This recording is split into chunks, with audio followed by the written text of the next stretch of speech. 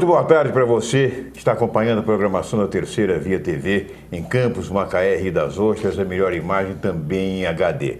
Obrigado pelo carinho da audiência que todo dia, pelos e-mails, obrigado aí por vocês que entram no Face do programa. Um abração para todos. Bom, e recebemos hoje aqui o Fernandinho. Vocês já estão acostumados, a gente, companheiro de sempre aqui, e recebemos hoje pela primeira vez o Cacau Borges. Todo mundo conhece a voz de Cacau Borges, né? Há anos, né? Aqui em Campos, no rádio de Campos e tudo mais, e tal, como grande comunicador que é. Mas, assim, pessoalmente, muita gente não conhece o Cacau. Ouve o Cacau, mas não conhece.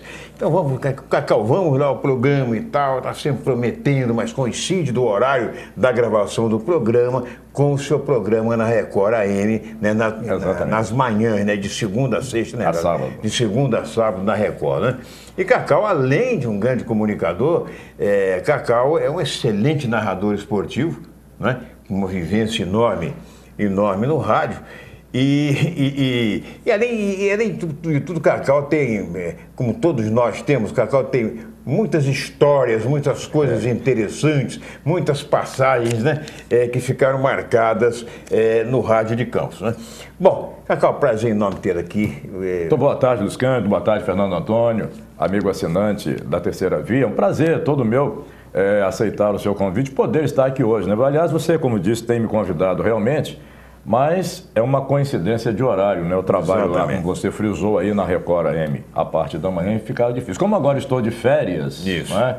Hoje tive que me dar esse prazer de estar aqui ao seu lado, ao lado do Fernandinho e com o amigo assinante do Terceira Via. Bom, o prazer é todo meu e acredito que o de Fernando também, né, cara? Carlos Augusto Borges de Leal. Sabe o número do RG também? Exato. É um dos profissionais mais completos Exatamente. de nossa cidade, porque a nível de rádio de amplitude modulada, ele faz praticamente tudo e faz bem feito. E é um dos grandes caráteres do rádio de Campos. É verdade. E teve a experiência de trabalhar em grandes emissoras deste país, nos representando com muita dignidade, mostrando que, de fato, o rádio de nossa região tem grandes valores. Exatamente. Tanto é que nós temos aí comunicadores espalhados por esse Brasil afora.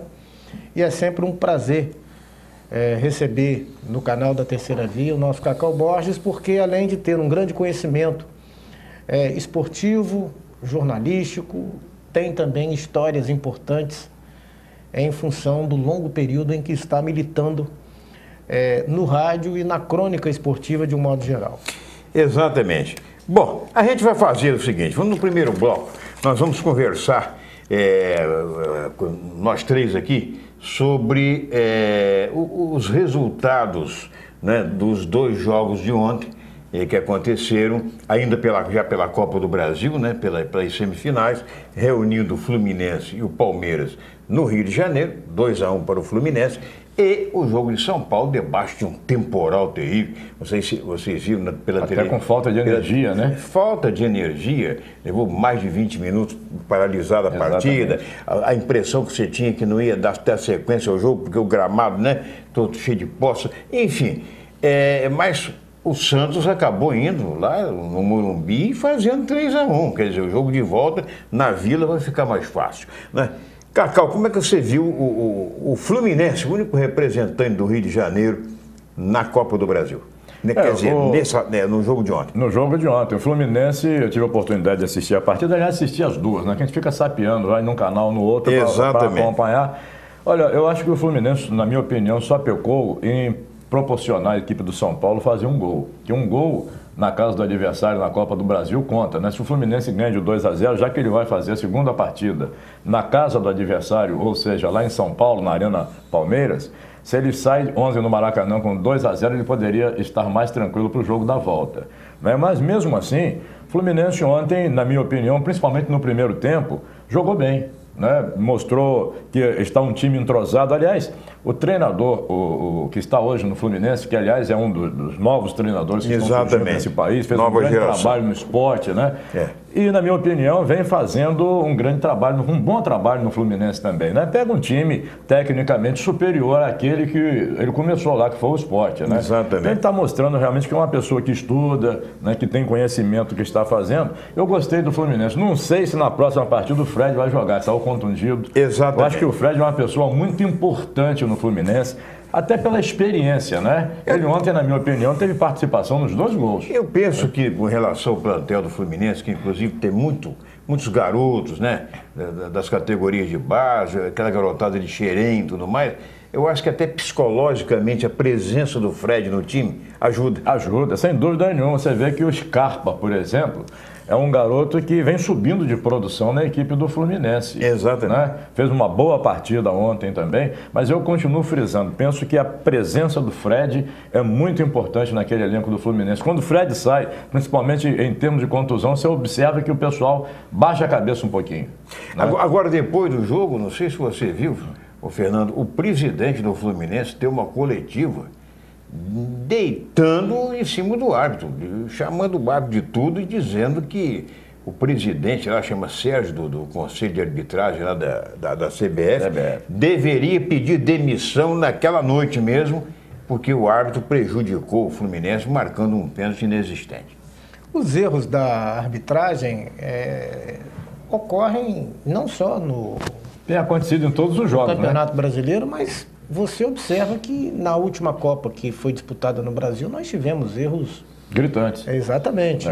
E é um problema que atinge várias competições em várias extensões do nosso mundo. Porque o árbitro, ele oficialmente não é profissional, ele não vive daquilo. Ele acumula outras funções.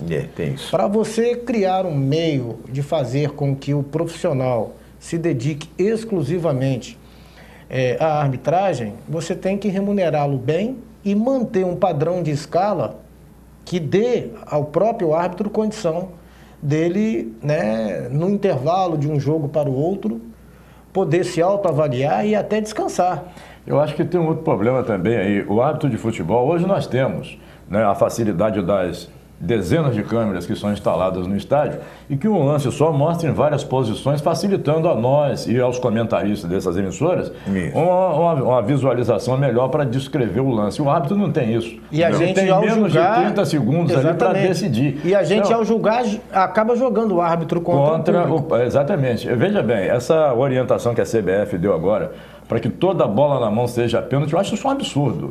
Isso não tem cabimento. Isso é um absurdo. Nem toda vez que a bola bate na mão de um jogador dentro da área foi por culpa dele. O cara precisa de usar os braços para se equilibrar. Ele não pode jogar sem os braços, né? Então, não me lembro agora qual foi o jogo. E até para se proteger, para se proteger, casos. Lógico, para a bola não bater em um lugar que seja certamente vital. Eu não me lembro qual foi o jogo, são tantos, né? Que o jogador, ao dar o carrinho, a bola bateu aqui no cotovelo dele. O juiz marcou, deu o cartão vermelho ao zagueiro que foi dentro da área. Quer dizer, foi o jogo do Vasco. Jogo do Vasco, né? Foi contra o São Paulo. Contra o São Paulo. O zagueiro do São Paulo. Na minha opinião, na minha ótica, um verdadeiro absurdo. Mas ele está seguindo a determinação que foi dada a ele pela direção de arbitragem, pelo Conselho de Arbitragem da CBF. Exatamente. Porque muitas vezes, aquela história, o jogador, muitas vezes você vê o jogador com o braço, né, junto ao corpo, não pode, e mesmo assim a bola bate no braço. É pênalti se o cara intercepta a bola com a mão, se dá um soco desvia na bola, a trajetória da bola. Aí ele é passivo, até de cartão, não é verdade? Ao passo que, nessa mesma rodada, teve um jogador que fez um gol com a mão, de propósito, depois ele até foi...